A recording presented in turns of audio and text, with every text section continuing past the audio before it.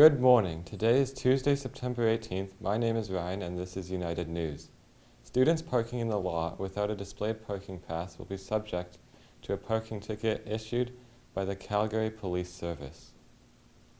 There is an information meeting for Art Club on Thursday, September 20th at lunch in the art room.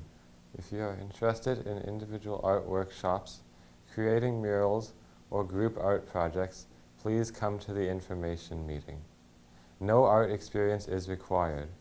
Everyone is welcome. Did you know that Nelson Mandela has a variety of clubs that you can join? Come check out our club fairs happening tomorrow, Wednesday, September 19th at lunch.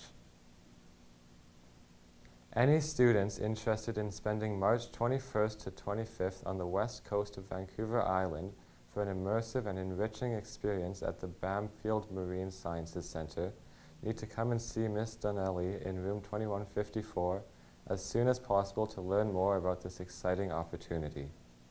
There is also a grade 12 parent and guardian grad information night on Thursday, September 20th from 7 to 8 p.m. Thank you and have a great day.